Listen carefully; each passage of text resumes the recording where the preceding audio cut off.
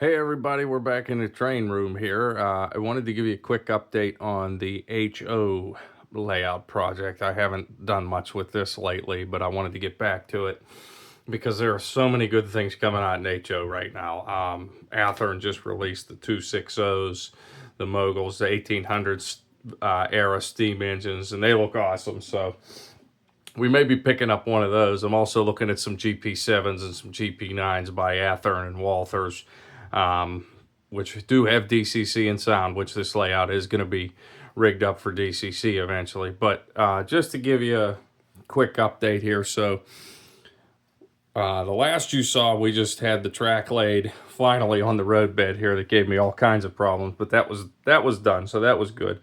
I marked out the corners, cut those off just with a speed square. It might look uneven, but I'm going to blame that on the angle. I'm not the best carpenter, so it could be me. Who knows? But anyway, we got it painted. We got the base painted. It does look a little more red than I would have liked. I was going for the earth undercoat type like Woodland Scenics has, and unfortunately they don't sell that by the gallon that I know of. So I just got some painted Ace hardware, and it's going to be covered up with scenery.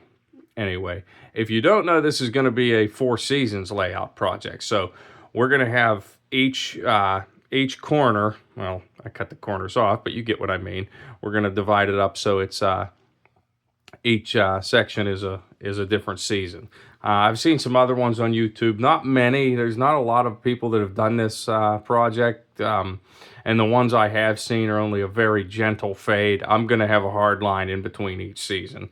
Fall and winter are pretty easy to distinguish. Spring and summer, I think for summer, I'm actually going to use sand for the ground cover to make it a little more distinguishable between spring and summer. So definitely keep an eye out for that.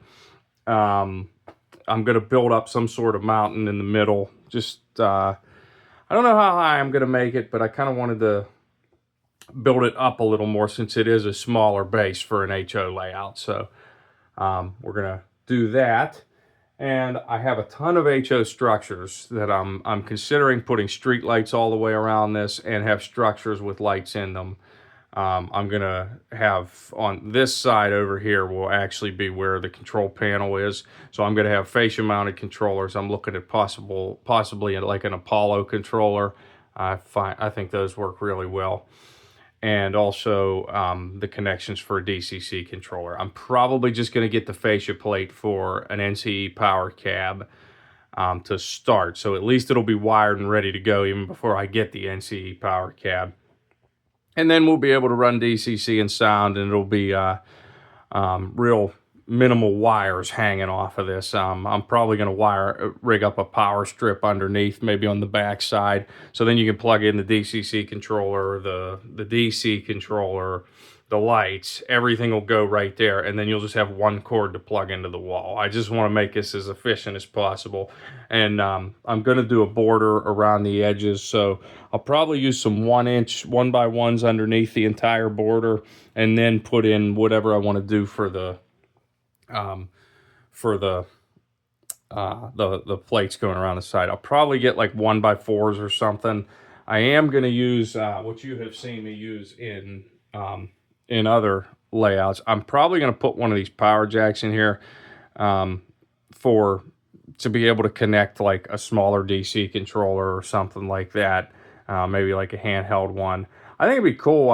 And I don't know if they make these. You guys can help me out with this. But I thought even for this, like if there was like a wireless controller where you could plug the receiver in to this, then like you could, as long as the layout's on, you could run it from anywhere. You could be sitting across the room in a chair or something and turn it on. I just think that'd be kind of neat. So this might be for nothing using this, but I just at least want to have this wired and ready to go. On the layout itself, just in case. So if anything else, you could take an external power pack, Kato power pack, or whatever. You've seen me make the wires that are compatible with Rokuhan and Kato. So you could even plug one of those in here. Probably not the right amount of volts for like a Rokuhan controller, but you could take a regular Kato power pack and plug it in here. So we have that going. But yeah, this is it. This is going to be a fun project. I know I say that about all of mine because they're all fun. they're all fun to build, and I hope you all can enjoy them as well. But it'll be nice to have a place to run HO trains continuously, because all I've done other than this is the HO switching layout. As you can see over here, it's still under construction. I haven't put the uh, um, the control board, which is going to kind of hang right there. So, but yeah, I built this to run HO trains, and just so I had a place to run it. And then I kind of was like, oh, with some of the stuff coming out, I just wanted to be able to run it continuously. So that's why running trains continuously. Um, I wanted to have a project to do that. And after if you guys haven't seen the other videos on this one, I was just going through my inventory to see what I had and what I could use to build it. And so far, I've probably only spent like $35 on this project, just because I had the wood, I had the track. I really only needed the wood, the road bed, and the paint. That was really all I needed so far for this. And for the rest of it, I have all the foam that I need. I have all the structures that I could pick from to put on here. So really, it'll only be just a matter of wiring. I need to get some, I think 16 gauge wire I need to get for this. Also, if I want to do lights for these structures, I have some lights that I can wire in, but I'll need to figure out how to do that. And I think I am going to order like street lights to go all the way around the layout. So one switch will turn the street lights on, one switch will turn the lights to the structures on. I was going to get like a 3-panel, 3-switch light switch to wire into the base on the control side here. So maybe I'll do like one turns on the street lights, one turns on the structure lights on the base, and then whatever, maybe I'll put some more lights on the mountain or something. And maybe even like a billboard or something. I think it'd be kind of neat to have on it with my logo or something that lights up. Who knows? We'll see how much I want to dive into this. But either way, this will be a fun project to see once it's finished. Definitely an easier build, no turnouts. You don't have to worry about that. The next step will probably be another coat of paint. And then when that dries, I'll work on ballasting the track. I might not even do another coat of paint, because this is all going to be covered with foliage anyway, and in the middle there's going to be foam stacked up, so I might not even bother with another coat of paint. I do have some Woodland Scenics medium ballast purchased at Esther's Hobby Shop, Millville, PA. Go check them out if you get a chance. So I think this will work good for HO to ballast all the track with, and then we'll use different. We're going to use different blended turf. So like this will be for the fall. This one will be for the fall. This will be for the spring. Should have enough with what I have here to do it. And then of course for the winter, we got our soft flake snow that you saw me use on the last Z-scale project. So, and then I still have some clump foliage. I actually bought these to do on the fall Z-scale layout. They just looked a little too big. So we'll take these and we'll use them all on the fall section of this layout. So that should work out pretty good.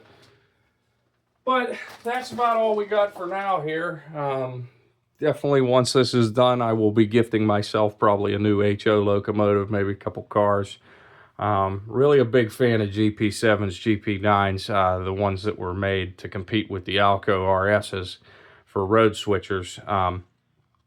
But I've been looking for an Erie Lackawanna one, and those have been very hard to find. They're mostly used, what you get. And I was hoping to buy a brand new one with DCC and sound. So I have my eye on a couple of them. There's a Walthers GP9 Pennsylvania that I'm looking at that has DCC and sound, and also an Athearn GP7 that's Maine Central. I don't really have any connection to Maine. I just think it's neat. I like the color scheme, and it'd be a nice addition to any layout. So, and then along with the 260, the moguls that came out, that Athearn just came out with, those are really reasonably priced DCC and sound.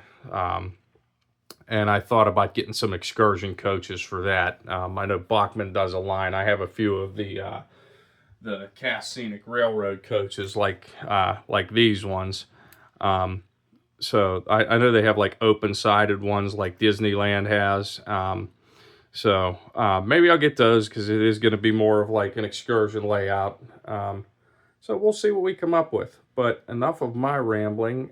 We will catch you guys in the next one. I still have some Z-Scale product reviews to do. I got some new Atlas box cars because Atlas has been making a comeback in Z-Scale, and I also have an AZL auto rack that was a kit that I'm going to be putting a video on soon. So keep an eye out for that, and we will see you all in the next one. Thanks so much for watching. Like, subscribe, share with your friends. Check us out at uszscale.com for all your Z-Scale needs, and we'll catch you in the next video.